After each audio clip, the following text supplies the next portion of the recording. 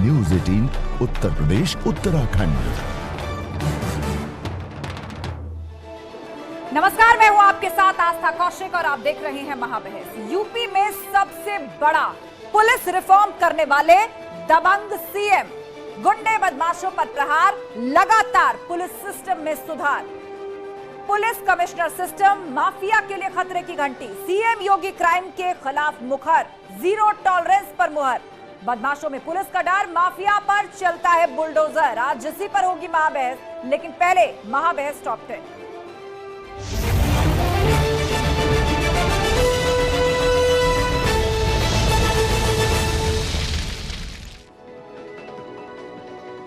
मैनपुरी में उपचुनाव को लेकर प्रचार तेज, डिंपल यादव ने जसवंत नगर के गांव में जाकर किया जनसंवाद। आगरा पहुंचे डिप्टी सीएम ब्रजेश पाठक ने सविता समाज से मांगी माफी। डिप्टी सीएम की टिप्पणी पर नाराज था सविता समाज। ब्रजेश पाठक बोले, सविता समाज के लोग हमारे परिवार के सदस्य। आगरा में भी राजनीति का केंद्र बने सावरकर, नगर निगम सदन में धुलियागंज चौराहे पर नाम बदलने और सावरकर की प्रतिमा लगाने का प्रस्ताव पास। एसपी और बीएसपी के पार्षदों ने किया जमकर विरोध। मैनपुरी उपचुनाव को लेकर शिवपाल यादव का बड़ा बयान, कहा अब जब बहू लड़ रही है तो हम भी एक हो गए हैं। मैनपुरी लोकसभा उपचुनाव को लेकर प्रदेश के श्रम मंत्री अनिल राजभर का बड़ा बयान, कहा जनता ने आजमगढ़ में परिवारवाद को मिट्टी में मिला दिया, उसी तरह से मैनपुरी में भी जनता परिवारवाद को धूल में मिलाने जा रही है। ओपी राजभर के बेटे और पूर्व राज्य मंत्री अरविंद राजभर ने अखिलेश यादव पर निशाना साधा, कहा अखिलेश यादव हैं अवसरवादी नेता, मुसीबत पड़ी तो चाचा के सामने झुक गए अखिलेश। मुख्य निर्वाचन अधिकारी से मिला एसपी का डेलीगेशन, मैनपुरी उपचुनाव को लेकर दाखिल की आपत्तियां, 4 थानाध्यक्षों को जबरन छुट्टी पर भेजने का आरोप। खतौली उपचुनाव में बीजेपी प्रत्याशी राजकुमारी सैनी ने मांगा वोट, जनसभा को संबोधित करते हुए कहा कि मैं आपसे वोटों की भीख मांगती हूं। उत्तराखंड कांग्रेस में अंदरूनी सियासत गर्म, करण माहरा ने कहा कई नेता कांग्रेस में हैं लेकिन उनकी निष्ठा बीजेपी में, कड़ी कार्रवाई के दिए माहरा ने संकेत। दिल्ली दौरे पर बीजेपी के प्रदेश अध्यक्ष महेंद्र भट्ट कांग्रेस पर निशाना साधते हुए बोले, कांग्रेस नेतृत्व विहीन है, कांग्रेस अपने दल के अंदर अपना नेतृत्व विकसित करने के कार्यक्रम कर रही है।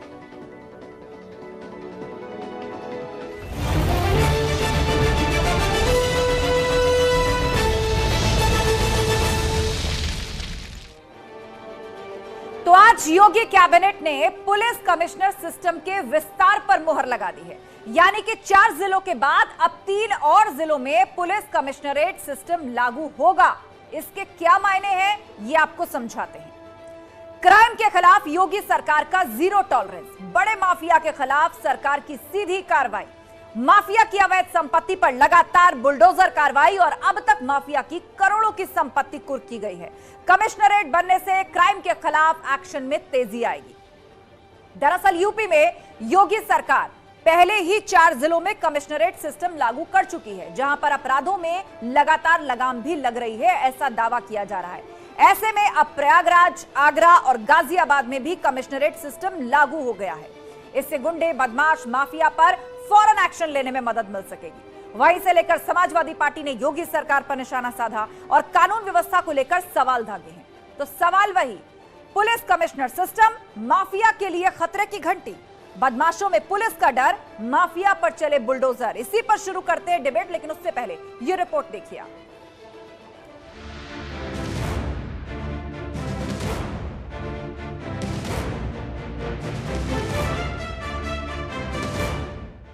आज 3 नए पुलिस कमिश्नरेट को मंजूरी मिली। तीनों में महत्वपूर्ण जिले हैं, बड़े जिले हैं। इन तीनों में पुलिस कमिश्नरेट की व्यवस्था लागू करने से वहाँ की कानून व्यवस्था में वहाँ बहुत ही अच्छा सानुकूल परिवर्तन है और कानून व्यवस्था को कंट्रोल करने में और बहुत बेहतर जो है ये जो अपने कमिश्नरेट सिस्टम ने किया है, तो इसका बड़ा एक पॉजिटिव रिस्पांस जो है जनता में आया है। आईजी रैंक के अधिकारी होंगे कमिश्नर। वहाँ पर ये बहुत सक्सेसफुल व्यवस्था रही है, जहाँ लोगों की शिकायतें दूर करने में अपराध को कम करने में, माफियाओं के खिलाफ कार्रवाई करने में, गुंडों के खिलाफ कार्रवाई करने में बहुत पुलिस को अच्छी सफलता मिली है। क्राइम के खिलाफ योगी सरकार का जीरो टॉलरेंस। ये बहुत सराहनीय कदम है।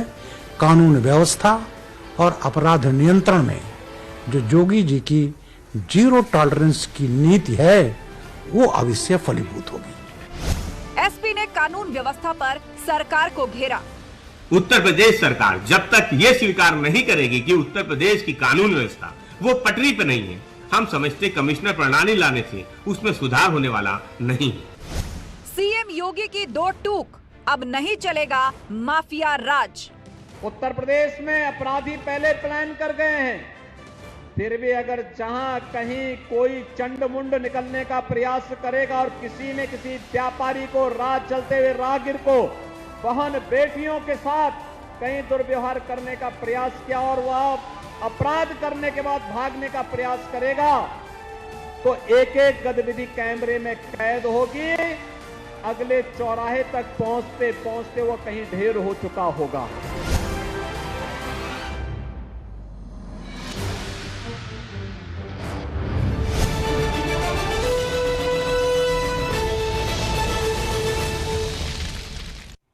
तो सीएम योगी क्राइम के खिलाफ मुखर, जीरो टॉलरेंस पर क्या एक बार फिर से मुहर। इस पर चर्चा के लिए गेस्ट पैनल हमारे साथ जुड़ चुका है और साथ ही विशेष मेहमान भी हमारे साथ जुड़ रहे हैं। हमारे साथ इस वक्त असीम अरुण जी हैं, पूर्व कमिश्नर और राज्य मंत्री यूपी सरकार में। बहुत बहुत स्वागत है असीम अरुण जी आपका। और उसके साथ ही गेस्ट पैनल भी जुड़ रहा है। राजेश चौधरी भाजपा प्रवक्ता हमारे साथ हैं, अमीक जमई हमारे साथ हैं, प्रवक्ता समाजवादी पार्टी, मलूक नागर सांसद बसपा हमारे साथ हैं और KL Gupta x DGP UP भी हमारे साथ हैं। आप सभी मेहमानों का बहुत बहुत स्वागत है। आपसे हम चर्चा की शुरुआत करें, लेकिन सबसे पहले असीम अरुण जी से बातचीत कर लेते हैं। असीम अरुण जी, आप खुद भी पूर्व कमिश्नर रह चुके हैं, वर्तमान समय में सरकार में हैं, राज्य मंत्री हैं। पहले भी 4 कमिश्नरेट बनाए गए, 3 कमिश्नरेट आज फिर से बना दिए गए। इस फैसले को पुलिस रिफॉर्म्स का एक बड़ा और बोल्ड फैसला माना जा रहा है। क्यों? क्या पूर्व की सरकारों ने रिफॉर्म्स नहीं किए? क्या उन्होंने सेवाएं सुविधाएं पुलिसिंग में नहीं बढ़ाई? कमिश्नरेट बनाने का और बढ़ाने का यह फैसला क्यों बोल्ड है?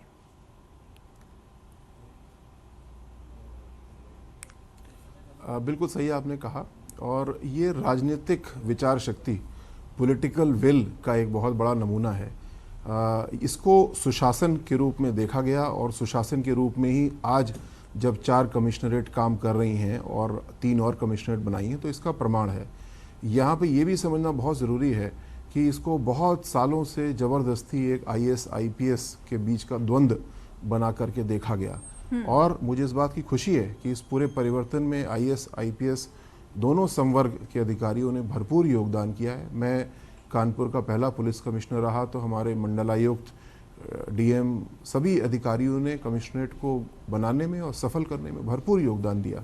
तो ये एक बड़ा परिवर्तन इसकी वजह से हुआ है। योगी जी ने निर्णय क्षमता हमेशा दिखाई, इस बार भी दिखाई, और आप जिस प्रकार 4 जनपदों में पुलिसिंग में, सुरक्षा व्यवस्था में सुधार हुआ है, अब इन 3 में भी देखेंगे। जी सर, एक बात और आपसे समझना चाहेंगे कि कमिश्नरेट बन जाने के बाद आखिर क्या फर्क आएगा? कहा जा रहा है कि कानून व्यवस्था और चौकस हो जाएगी, उससे मदद मिलेगी, क्राइम कंट्रोल होगा और ज्यादा अंकुश लगेगा अपराधियों पर। कैसे, इसे समझाइए जरा हम लोगों की भाषा में।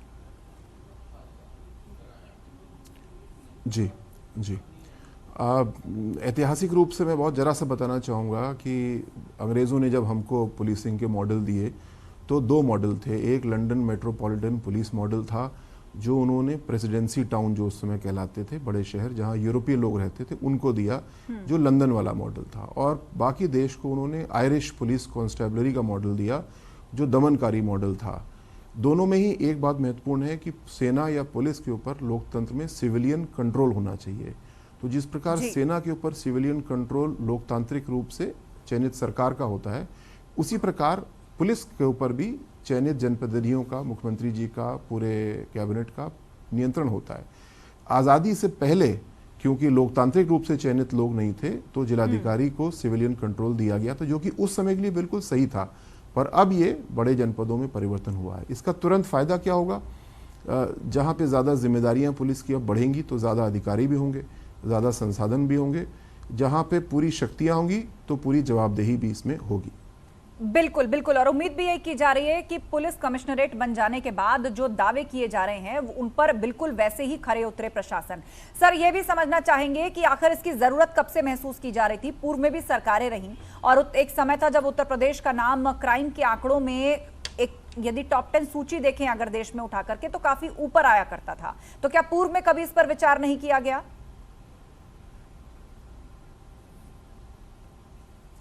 पूर्व में इस पे मांग बहुत बार आती थी, लेकिन राजनीतिक विचार क्षमता, पॉलिटिकल विल की कमी के कारण बार बार कोई एक समिति बना करके इस निर्णय को टाल दिया जाता था। लेकिन योगी जी ने इस बात को समझा, भारतीय जनता पार्टी ने राष्ट्रीय स्तर पे भी इस बात को समझा और अन्य देशों में, प्रदेशों में जिस प्रकार बड़े नगरों में पुलिस कमिश्नरेट प्रणाली सफल हुई है, अच्छे परिणाम मिले हैं, वही उत्तर प्रदेश में हुआ। अब ये शुरुआत हुई, इसके अच्छे परिणाम मिले, तो आज जब 3 नए बन रहे हैं तो कोई विवाद या हार जीत का प्रश्न नहीं है, अब केवल सुशासन को और आगे बढ़ाने का प्रश्न है। हाँ, ये जरूर है कि अब चुनौती होगी इन 3 जनपदों में तुरंत काफी सारे अधिकारियों को देना, फोर्स को बढ़ाना, संसाधन देना, जो कि सरकार बहुत तेजी से करेगी, संकल्पित है, जिससे यहाँ के नागरिकों को बेहतर पुलिसिंग, बेहतर सुरक्षा व्यवस्था तुरंत दिखे। बहुत बहुत शुक्रिया सर, न्यूज 18 से बातचीत के लिए। आपने विस्तार से समझाया कि आखिर इस व्यवस्था की जरूरत महसूस तो पहले भी की जा रही थी, लेकिन हर बार पूर्व की सरकारों में कुछ समितियां बनाकर इसको विचाराधीन डाल करके छोड़ दिया गया था। लेकिन अब इस फैसले को अमली जामा पहनाया जा रहा है। पहले ही 4 पुलिस कमिश्नरेट काम कर रहे थे, 3 और बढ़ाए जा रहे हैं और भविष्य में भी उम्मीद करते हैं जिन शहरों में जरूरत समझी जाएगी वहां पर ऐसी सख्त प्रणाली और पारदर्शी प्रणाली का जरूर सरकार जो है वो इंप्लीमेंटेशन करेगी। और चलिए चर्चा की शुरुआत करते हैं। सबसे पहले राजेश चौधरी जी, प्रवक्ता बीजेपी। राजेश चौधरी जी, ये बताइए कि इसको बहुत ही दबंग और बहुत ही बड़ा फैसला पुलिस रिफॉर्म्स को लेकर कहा जा रहा है।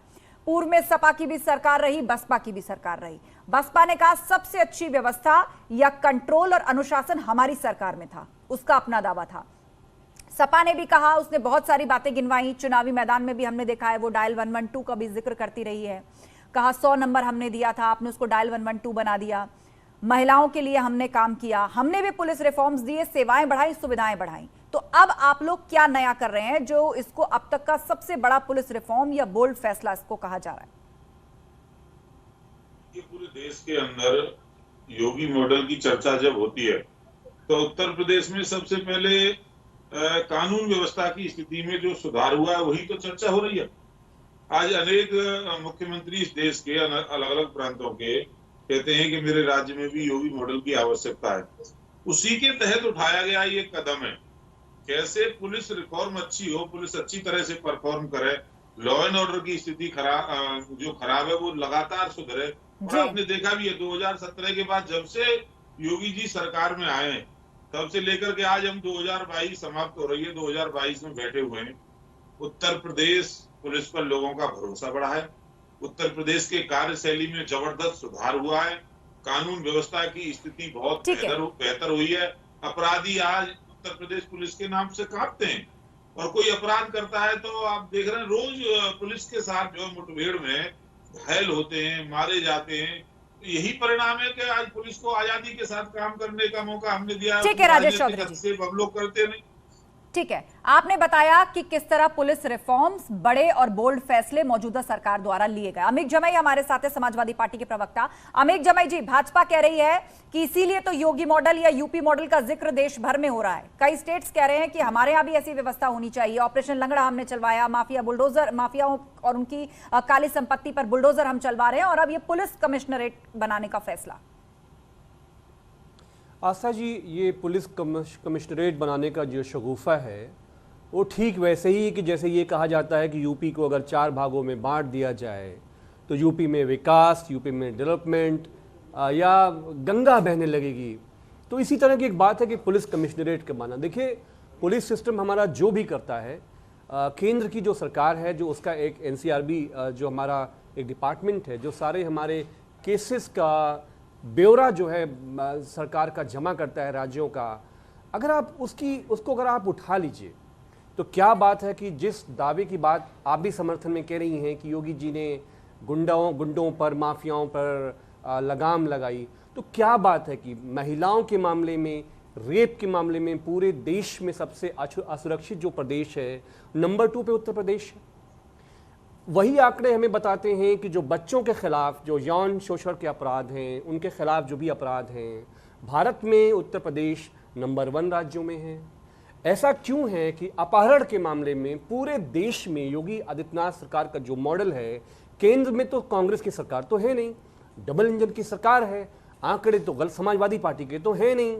तो क्या बात है कि जो अपहरण के मामले में पूरे देश में उत्तर प्रदेश का नंबर 1 लेकिन अमित जी, ये सब दिखाते हैं। जो ताजा आंकड़ा हमारे पास है, जहां तक मेरी जानकारी है कि एनसीआरबी ने 2019 से 2021 की ताजा रिपोर्ट पेश की है, उसमें तो बताया गया है कि यूपी में महिलाओं और बच्चों के प्रति अपराध में कमी आई है, नीचे आया है यूपी। चुनौतियां अभी भी हैं, लेकिन आप कह रहे हैं नंबर 1 है, ऐसी कोई बात नहीं है।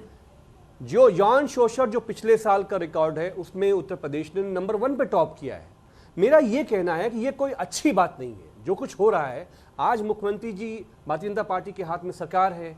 क्या बात है कि जो हमारा पुलिस का रिस्पांस सिस्टम था, जो माननीय अखिलेश यादव जी ने उस जमाने में यूरोप का जो पुलिस सिस्टम है, उस पर हमने असीम अरुण जी अगर अभी तो चले गए, हमारे डीजीपी साहब बताएंगे कि हमारे यूपी के टॉप पुलिस अफसरों को यूरोप भेजा गया।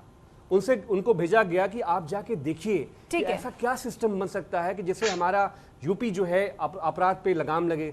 हमारा पुलिस का रिस्पांस सिस्टम 8 मिनट से ज्यादा का नहीं था, लेकिन आज अगर आप पुलिस को फोन करें तो 25 से 30 मिनट में पुलिस गांव में या शहरों में नहीं। ठीक है, इस पर हम जवाब लेंगे राजेश चौधरी से। ठीक है, माफ कीजिए अमित जमाई जी, आपके पास हम लौटेंगे और उस पर जवाब हम लेंगे राजेश चौधरी जी से, जो पॉइंट्स आपने रखे। लेकिन उससे पहले मलूक नागर हमारे साथ हैं, बसपा के सांसद। मलूक नागर जी, पूर्व में जो सरकारें रही उन्होंने अपनी अपनी तरीके से उत्तर प्रदेश के पुलिस और प्रशासन को चलाया, जिसका जिक्र अमित जमाई कर रहे थे कि बसपा सरकार ने तो राज्य के 4 टुकड़े करने का भी प्रस्ताव रखा था कि राज्य बड़ा है, व्यवस्था अच्छी होगी अगर इसको 4 अलग अलग राज्यों में बांटा जाए, जैसे झारखंड बना या जैसे छत्तीसगढ़ बना। आप कहते रहे हैं कि सबसे ज्यादा अनुशासन और अपराधियों पर अंकुश हमने लगाया, लेकिन यहां अभी भाजपा की तरफ से दावा किया गया कि पूर्व में जब भी कमिश्नरेट की बात आई पूर्व सरकारों में, आप लोगों ने एक समिति बना करके उसको ठंडे बस्ते में डाल दिया, आगे नहीं बढ़े, राजनीतिक इच्छा शक्ति नहीं थी, और अब यह बड़ा फैसला लिया जा रहा है।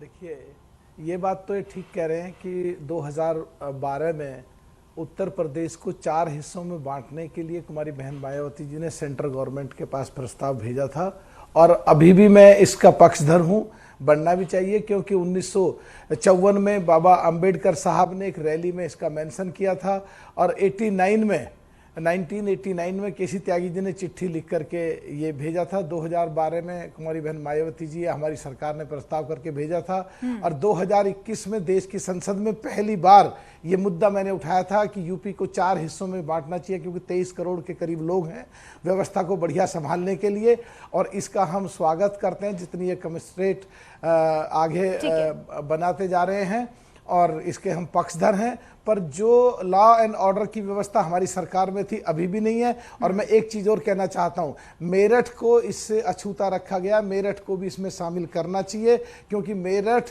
और आगरा एक समय में अंग्रेजों के शासनकाल में दिल्ली के बराबर थे, और आज नोएडा कर दिया, गौतम बुद्ध नगर कर दिया और गाजियाबाद कर दिया। मेरठ को अछूता रखा है, ठीक नहीं है। इसके पक्ष ठीक है, आगे हम पूछेंगे कि कमिश्नरेट फिलहाल 7 हो चुके हैं यूपी के अंदर, विस्तार में मेरठ का नंबर कब आएगा, इस पर भी हम सवाल पूछेंगे। फिलहाल KL Gupta ji, x DGP UP, हमारे बीच में जुड़े हुए हैं। केएल गुप्ता जी, आपसे समझना चाहेंगे कि इस फैसले को इतना बड़ा और बोल्ड क्यों माना जा रहा है? क्या पूर्व की सरकारों ने इसको वाकई ठंडे बस्ते में डाल करके रखा था? कमिश्नरेट बन जाने से कैसे कानून व्यवस्था चुस्त दुरुस्त हो सकती है? क्या क्राइम तेजी से कंट्रोल होता है? जरा मुझे 2 मिनट दीजिएगा। ऐसा है, कमिश्नरेट अंग्रेज जब आए इंडिया में रूल करने के लिए, तो जहां जहां ठहरे थे, खासकर कलकत्ता, बॉम्बे, मद्रास, कोस्टल एरिया में, वो अपना पुलिसिंग सिस्टम लंदन वाला लेके आए, मेट्रोपॉलिटन पुलिस और कमिश्नरेट वगैरह। तो वहां पर डीएम एसपी नहीं होता जिले का, पर चूंकि वो लोग कम थे आईसीएस अफसर, तो उन्होंने डीएम को मिनी गवर्नर टाइप को बना दिया, पुलिस उसके अंडर कर दिया, और जिलों में डीएम एसपी रहे। 3 जगह जहां वो रहते थे अपने यहाँ लंदन वाला वो रखा। 3 कमिश्नरेट छोड़ के गए थे सन 47 में। आज करीब 70 जिलों में, साउथ से लगा के नॉर्थ के हर जिलों, सिर्फ हमारी 2-3 बीमारू स्टेट बची हैं, बिहार और मध्य प्रदेश, वहां नहीं है यूपी में योगी जी का हम बहुत बहुत शुक्रिया अदा करना चाहेंगे कि उन्होंने इसकी शुरुआत किया। 2 थे, फिर 4, बाद 7 कर दिए। सन 77 में मैं कानपुर में एसपी था, तब उस समय मोरारजी देसाई और ये रामनरेश यादव जी की गवर्नमेंट जनता पार्टी की थी। उन्होंने ये प्रस्ताव रखा था कि दिल्ली और कानपुर में किया जाए। हम लोगों ने एक रिपोर्ट भी बनाई, पर वो गवर्नमेंट चली गई। मोरारजी भाई ने दिल्ली में तो करवा दिया वहां पर यहाँ पर की गवर्नमेंट जैसे रामनरेश जी की चली गई, सब ने ठंडे बस्ते में डाल दिया। सभी गवर्नमेंट इसके लिए जिम्मेदार हैं कि वो नहीं चाहती हैं। अच्छा, कुछ आईएएस का भी उसमें रहा, दबाव रहा कि साहब मजिस्ट्रियल पावर चली जाती है। अभी क्या है, डुअलिटी ऑफ कंट्रोल रहती है आप जिलों में। एसओ की पोस्टिंग में धारा 144 लगाना या गुंडा एक्ट लगाना। अब आप एक आदमी को जिम्मेदार बनाएंगे, कमिश्नर को, उसी को चाहे फांसी दे दीजिएगा अगर वो लॉ एंड ऑर्डर मेंटेन न कर पाए, तो एक के ऊपर जिम्मेदारी लॉ एंड ऑर्डर संबंधी दीजिए। धारा 144 लगाना, गुंडा एक्ट लगाना। इवन बहुत सी चीजें ऐसी हैं जो और कमिश्नरेट में हैं, जैसे फायर आर्म्स के लाइसेंस देना, ट्रैफिक वगैरह का रेगुलेशन के लिए लाइसेंस देना, और एक्साइज में जो लॉ एंड ऑर्डर संबंधित है ये और कमिश्नरेट में है, पर यूपी में अभी नहीं दिया है क्योंकि अब धीरे धीरे एक्सपेरिमेंटल स्टेज है। ईश्वर करेगा जल्दी जल्दी अगर अफसरों ने अच्छा काम करके दिखाया तो उसको भी मानना पड़ेगा। और दूसरी बात मैं कहना चाहूंगा, कमिश्नरेट का एक एक्ट है हर जगहों में कि कमिश्नर एक लीगल, अभी तो इंस्टीट्यूट ऑर्डर से हुआ, एक कैबिनेट ने डिसीजन ले लिया और इंस्टीट्यूट ऑर्डर हुआ टेम्परेरी और सब चीजें लिख देते हैं। बिल्कुल, एक्ट हो जिससे कि लोगों में कॉन्फिडेंस भी आवे, अफसर भी काम करें ढंग से।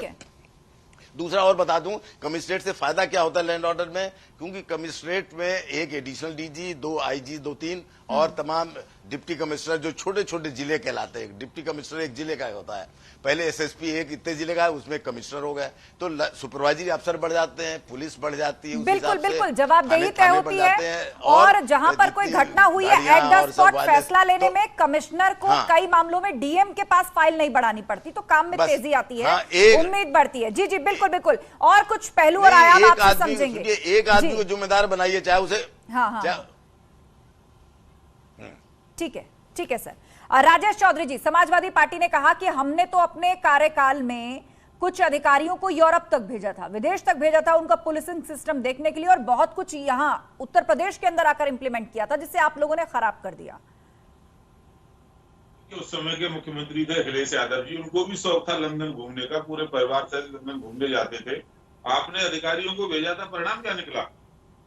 अपराध तो लगातार उत्तर प्रदेश का इनकी सरकार में बढ़ रहा था।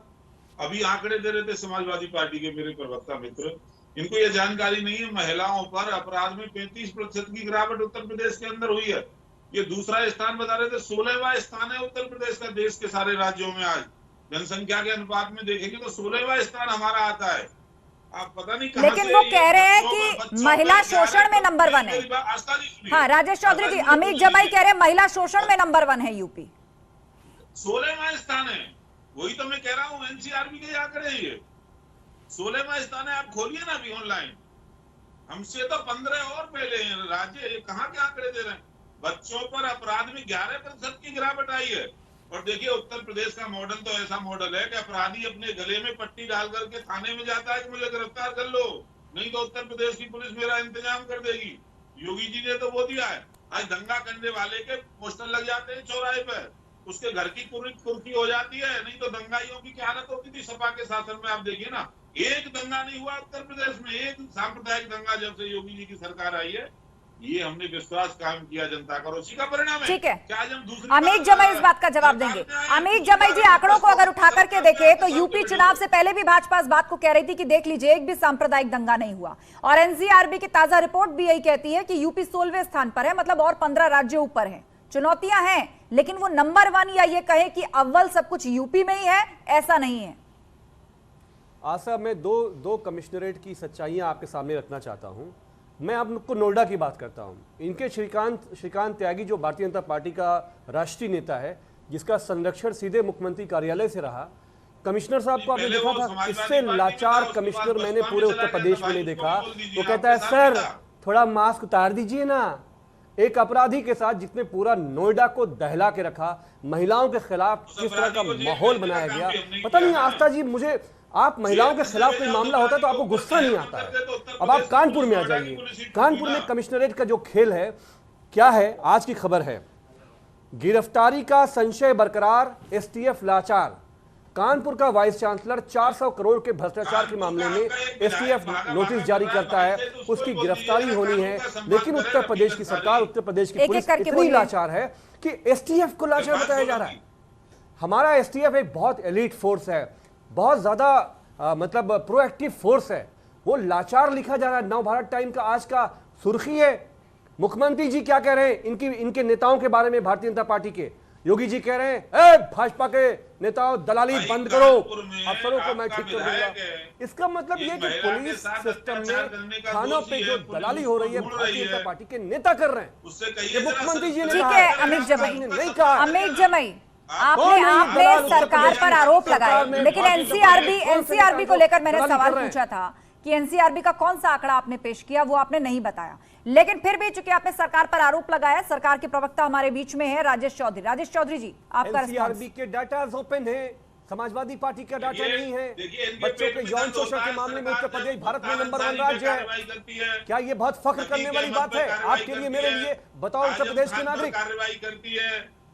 राजेश चौधरी जवाब दीजिए। कार्रवाई करती है। अब इनका जो सोलंकी करके विधायक है वो जो ढूंढते फिर रहे हैं, वो अपराध का दोषी और पुलिस पीछे नहीं। ये दलाल कौन है भारतीय जनता पार्टी का, जिनको आदरणीय मुख्यमंत्री जी कह रहे हैं थानों में दलाली बंद कर दो? कौन है ये दलाल भारतीय जनता पार्टी? विषय पर बात करिए आप लोग, हम तो बताओ ना हमें। आप सम्मान करिए ना कानून का, क्यों नहीं करते हो?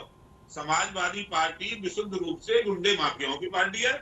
उत्तर प्रदेश मुख्यमंत्री लॉ एंड ऑर्डर को बर्बाद करने का योगी आदित्यनाथ जी ने कहा भारतीय जनता पार्टी के नेताओं दलाली बंद करो। कौन है ये दलाल जो हमारे पुलिस सिस्टम को थानों में दलाली का अड्डा बना के रखे हुए हैं? सबसे ज्यादा तो आप ही लोग बताइए ना। करते थे भाई, आपके ही नेता करते थे। मुख्यमंत्री जी ने कहा, आदरणीय मुख्यमंत्री जी ने कहा गायत्री बच्चों के खिलाफ जो यौन शोषण का मामला है वो समाजवादी पार्टी की रिपोर्ट नहीं है। और न ये फख्र करने वाली बात है उसके बाद 6 महीने बच्चों के मामले में उत्तर प्रदेश में क्या हालत है। और सुनिए रक्षा मंत्री जी राजनाथ सिंह के जो अमित जमाई जी, दिन दहाड़े डकैती पड़ गई। अमित जमाई जी, एक बार राजेश चौधरी का जवाब पूरा होने दीजिए। अमित जमाई जी, राजेश चौधरी का जवाब पूरा होने दीजिए, मैं दोबारा आपको काउंटर का मौका दे दूंगी। राजेश चौधरी जी 20 सेकंड। जब इन कानून व्यवस्था की स्थिति ठीक करने के लिए उत्तर प्रदेश सरकार प्रयास करेगी तो सबसे पहले समाजवादी पार्टी के लोगों के ही दर्द होता है।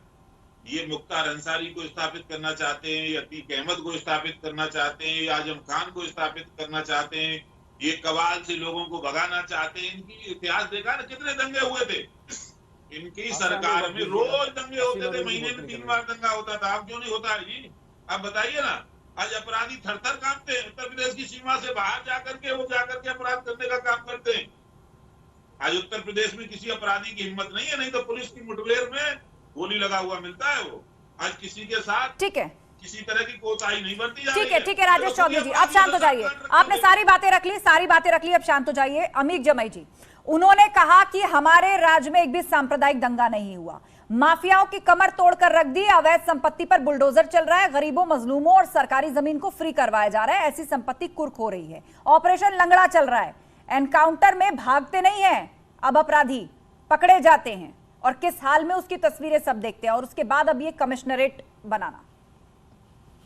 देखिए, मैं 2 बहुत छोटी बातें कहना चाहता हूं। अगर आप पुलिस रिफॉर्म की उत्तर प्रदेश में बात करें, माननीय अखिलेश यादव जी के समय में आपको याद है कि टूटही जीप से उत्तर प्रदेश की पुलिस चलती थी, राजदूत मोटरसाइकिल से पुलिस चलती थी उत्तर प्रदेश की। माननीय अखिलेश यादव जी ने जब पूरा यूरोप का मॉडल भारत में उत्तर प्रदेश में लॉन्च किया तो हमने डायल 100 बनाया, जो आज इन्होंने डायल 112 कर दिया। चलिए, नामकरण करने में आप बड़े माहिर हैं, अच्छा किया आपने, नाम का चेंज कर दिया। लेकिन जो पूरा पुलिस का नया हेडक्वार्टर है, जो पूरा नया पुलिस सिस्टम, जो रिस्पॉन्स सिस्टम है, महिलाओं के मामले में विशेषकर हमने 1090 की जो फाउंडेशन डाली, वो इसलिए डाली थी कि जो थानों पे दलाली करने वाली बात योगी आदित्यनाथ जी कर रहे हैं, महिलाओं के मामले में अपराध रुके। लेकिन 1090 का जो बजट है, आस्था जी थोड़ा रिकॉर्ड आप भी लेके बैठा करो, आप तो सीनियर जर्नलिस्ट हो, सिर्फ एंकर नहीं हो। 1090 का बजट दिन ब दिन काटा गया, उनके अफसरों को काम करने का अधिकार नहीं है, इसलिए महिलाओं के खिलाफ जो उत्पीड़न है, शाम में लखनऊ के अंदर 6 बजे के बाद लड़कियां बाहर नहीं निकलती हैं। ठीक है, ये लखनऊ की बात है।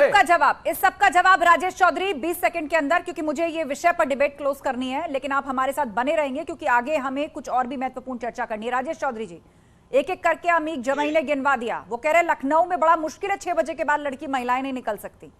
हमारी व्यवस्था को आपने ध्वस्त कर दिया। ये भूल गए कि अब ये सत्ता में नहीं है, ये भूल गए कि अब समाजवादी पार्टी की सरकार नहीं है।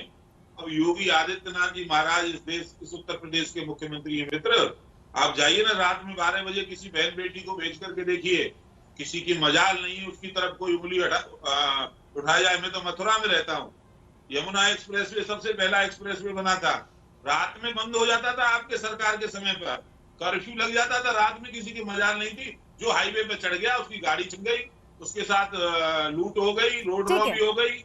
और आज आप भेज करके देखिए ना किसी को, किसी भी एक्सप्रेस। चलिए ठीक है, आप दोनों ने अपनी अपनी सरकारों के कामकाज और व्यवस्था को जनता के सामने रखा, लेकिन असल न्यायाधीश जो है वो जनता है, जो रोजमर्रा उन सड़कों से गुजरती है, जो रोजमर्रा उस व्यवस्था से दो चार होती है, और वो अपना जवाब मतों के तौर पर, वोटों के तौर पर चुनाव में भी दे देती है। आप सभी मेहमानों का बहुत बहुत शुक्रिया। लेकिन राजेश चौधरी और अमीक जमई, आप दोनों हमारे साथ जुड़े रहेंगे क्योंकि एक और विशेष मुद्दे पर हमें चर्चा करनी है। अमीक जमई जी और राजेश चौधरी जी हमारे साथ बने हुए हैं, उनसे हम सवाल पूछे, लेकिन उससे पहले आपको सुनवाते हैं आज का बड़ा सियासी बयान। मैनपुरी लोकसभा के उपचुनाव के दौरान शिवपाल सिंह यादव ने बड़ा बयान दिया। उन्होंने कहा कि अब जब बहू लड़ रही है तो हम भी एक हो गए। सभी लोग कहते थे कि एक हो जाओ, अब हम लोग एक हो चुके हैं। हमने अखिलेश से भी कह दिया है कि अब हम लोग एक ही रहेंगे। बहू डिंपल ने किया था टेलीफोन कि हम चुनाव लड़ेंगे, आप आ जाओ। डिंपल ने कहा था अब एक ही साथ रहना है, तो मैंने भी कह दिया गवाह तुम्ही को रहना है। हमने डिंपल से कह दिया अगर अखिलेश गड़बड़ करे तो तुम्हें मेरे साथ ही रहना है।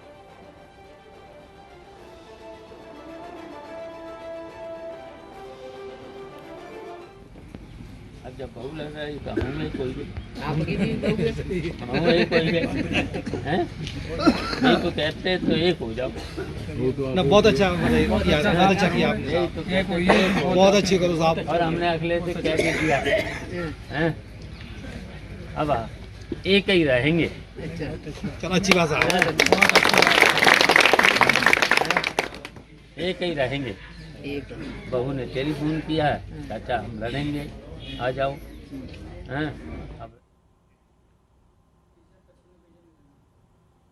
तो शिवपाल यादव का वो बयान हमने आपको सुनवाया। चर्चा के लिए हमारे साथ बीजेपी प्रवक्ता राजेश चौधरी जी जुड़े हैं और समाजवादी पार्टी के प्रवक्ता अमीक जमई जी। सवाल आपसे अमीक जमई जी ये कि शिवपाल यादव ने एक तरफ ये बात कही, दूसरी तरफ बीजेपी सांसद रामशंकर कठेरिया कह रहे हैं कि वो अपने शिष्य को जुटाने में लगे हुए हैं, यानी कि मैनपुरी से जो भाजपा प्रत्याशी हैं रघुराज सिंह शाक्य, उनकी तरफ इशारा कर रहे हैं। तो एक तरफ आप लोग एकता की बात कर रहे हैं, इनडायरेक्ट वे में आप अप्रत्यक्ष रूप से देखें तो यहां रामशंकर कठेरिया शिवपाल यादव को बीजेपी का एजेंट कह रहे हैं। देखिए, ये तो बहुत कंफ्यूजन की बात है कि इस हमारी जो ये मैनपुरी की जो ऐतिहासिक सीट है, आशा जी आपको मालूम ही है कि ये एक ज़माने से प्रजा सोशलिस्ट पार्टी की गढ़ की पार्टी रही का ये पूरा लोकसभा की सीट रही, जहाँ पे आज एक बहुत ही शिक्षित प्रगतिशील महिला, जेंडर जस्टिस पर बहुत सेंसिटिव अपना ख्याल रखने वाली डिंपल साहिबा यहाँ पे कैंडिडेट हैं, और हम बहुत भारी मतों में हम इस सीट को जीतने जा रहे हैं। भारतीय जनता पार्टी का हाल ये है कि उनको कोई अपना कैंडिडेट नहीं मिला, उन्हें कैंडिडेट भी एक हमारे पुराने नेता को उनको इंपोर्ट करना पड़ा और वो चुनाव लड़ा रहे हैं उनको। अब उनके बल पे वो सोच रहे हैं कि बीजेपी आरएसएस का झंडा वहां पे लहरा देंगे। लेकिन मैं आपको बता रहा हूं कि बहुत भारी वोटों से पूरा समाज, पूरा परिवार, क्योंकि नेताजी का सिर्फ सैफई का परिवार नहीं था, उस पूरे मैनपुरी का जो पूरा खित्ता है, इलाका है, वहाँ के जितने भी शोषित, वंचित, कमजोर वर्ग, जो डिस्पैरिटी थी, जो इकोनॉमिक डिस्पैरिटी थी, वो सभी लोग नेताजी को श्रद्धांजलि देते हुए हमें बहुत बड़ी तादाद में, मैं आपको बता रहा हूं, अभी आस्था जी देखिएगा आप, हम भारी मतों से लाखों लाख। ठीक है अमित जमई जी, आपने कहा कि जीत तो रही है, बल्कि भारी मतांतर से हम जीतने जा रहे हैं। रुक करते हैं राजेश चौधरी जी का। राजेश चौधरी जी, एक बार फिर से बीजेपी के फूट डालने की कोशिश कर रही है चाचा भतीजा के बीच में। रामशंकर कठेरिया कह रहे हैं कि भाजपा के एजेंट के तौर पे काम कर रहे हैं, हरवाएंगे डिंपल यादव को चुपचाप सपा का साथ देके।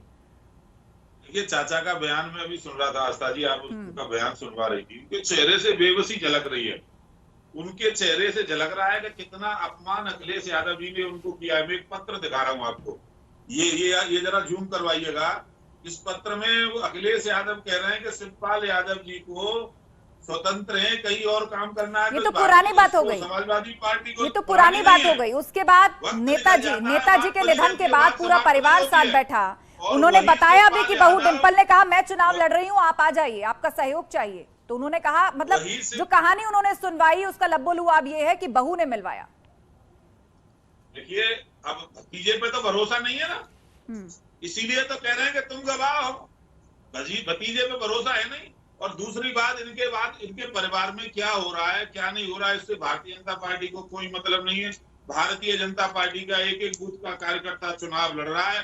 पिछली बार जब बहुजन समाज पार्टी इनके समाजवादी पार्टी वालों के साथ थी, तब 90-94 हजार वोट से नेताजी जीते थे। आज नेताजी नहीं है, बहुजन समाज पार्टी आज चुनाव के मैदान में नहीं है। लाखों वोटों से डिंपल यादव को हराने का काम भारतीय जनता पार्टी का कार्यकर्ता करेगा। चलिए ठीक है, आप दोनों के ही चुनावी दावे बहुत बड़े हैं। मैनपुरी फिलहाल हॉट सीट बनी हुई है। मैनपुरी पर सबकी निगाहें हैं कि एक तरफ डिंपल यादव और पूरा यादव परिवार एकजुट होकर चुनाव लड़ रहा है, तो दूसरी तरफ बीजेपी अपने विकास के दावों पर और नेताजी के अपमान को बार बार याद दिला रही है और इस तरह की बयानबाजी कर रही है कि शिवपाल यादव तो सपा के साथ जो है वो हरवाने के लिए आए हैं, वो उल्टा अपने शिष्य यानी रघुराज सिंह शाक्य को सपोर्ट कर रहे हैं। बहुत बहुत शुक्रिया। राजनीति में इस तरह के बयान आते हैं, वक्त और मौके को देखकर नापतोल कर इस तरह के शब्द सामने रखे जाते हैं, लेकिन असल फैसला हमेशा जनता ही करती है। बहुत बहुत शुक्रिया आप सभी लोगों का।